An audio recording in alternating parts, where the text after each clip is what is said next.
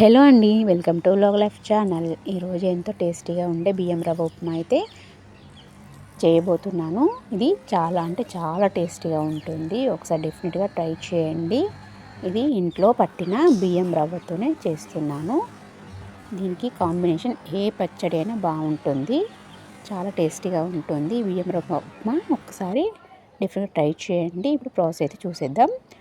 ముందుగా ఒక కడాయి తీసుకోవాలి. అందులో ఒక 2-3 టేబుల్ స్పూన్ల వరకు ఆయిల్ వేసి, ఆయిల్ వేడిన తర్వాత ఆవాలు జీలకర్ర వేసుకొని వేపుకోవాలి. అవి మంచిగా వేగిపోయిన తర్వాత ఇక్కడ ఒక 4 పచ్చిమిర్చి, ఉల్లిపాయలు, వెల్లుల్లిపాయలు కూడా వేసుకొని ఒక 2 నిమిషాల పాటు మీడియం ఫ్లేమ్ మీద ఫ్రై చేసుకోవాలి. ఇవన్నీ చక్కగా వేగిపోయిన తర్వాత ఒక 2 టేబుల్ స్పూన్ల వరకు శనగపప్పు అయితే వేసుకొని అది కూడా దోరగా వేయించుకోవాలి. ఇవి ఒక నిమిషం పాటు ఇలా అంతా వేపుకున్న తర్వాత ఒక 2 టేబుల్ స్పూన్ల వరకు పల్లీలు కూడా వేసుకొని దీన్ని కూడా చక్కగా ఒక నిమిషం పాటు వేపుకోవాలి.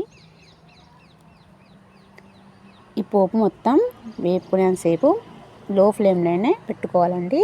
ఇలా అన్నీ చక్కగా ఫ్రై అయిపోయిన తర్వాత చిన్న చిన్నగా ముక్కలుగా తరిగిన కరివేపాకునైతే ఇందులో వేసుకోవాలి.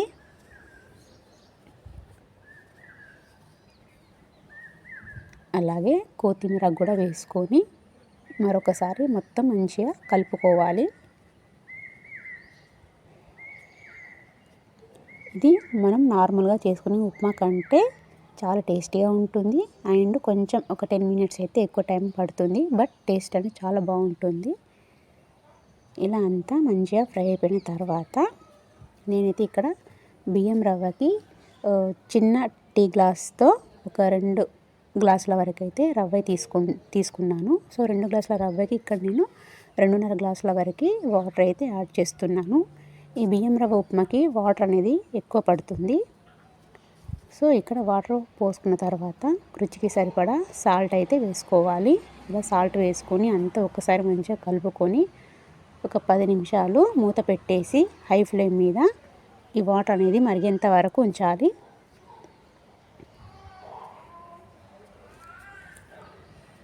చూసారా, ఇది బియ్యం రవ్వ ఉప్మా అండి. చూసారా, ఈ విధంగా పట్టుకోవాలి. ఇదైతే మేము ఇంట్లోనే మిక్సీలో పట్టేసుకున్నాం. సో ఇలా అంతా ఇప్పుడైతే మనకి ఇక్కడ నీరు అనేది మంచిగా మరిగిపోతుంది. ఇలా అంతా ఒక్కసారి కలుపుకోవాలి.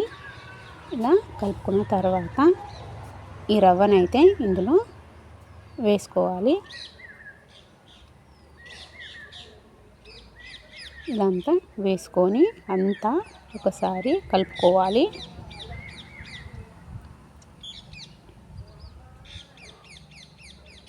ఈ విధంగా అంతా కలుపుకొని మీడియం ఫ్లేమ్ మీద మూత పెట్టేసి ఒక 10 నిమిషాలు ఉడికించుకోవాలి.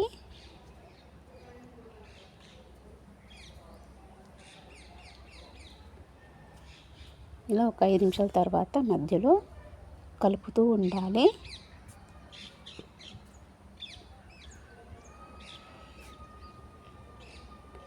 ఈ విధంగా అంతా మధ్య మధ్యలో కలుపుతూ ఉండాలండి.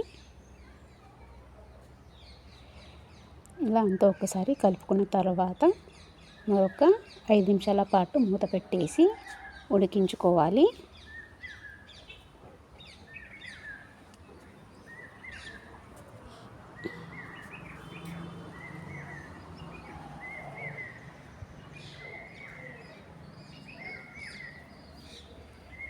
సో ఒక 5 మినిట్స్ తర్వాత మనకైతే ఉప్మా అనేది చక్కగా ఉడికిపోయింది. చూసారా?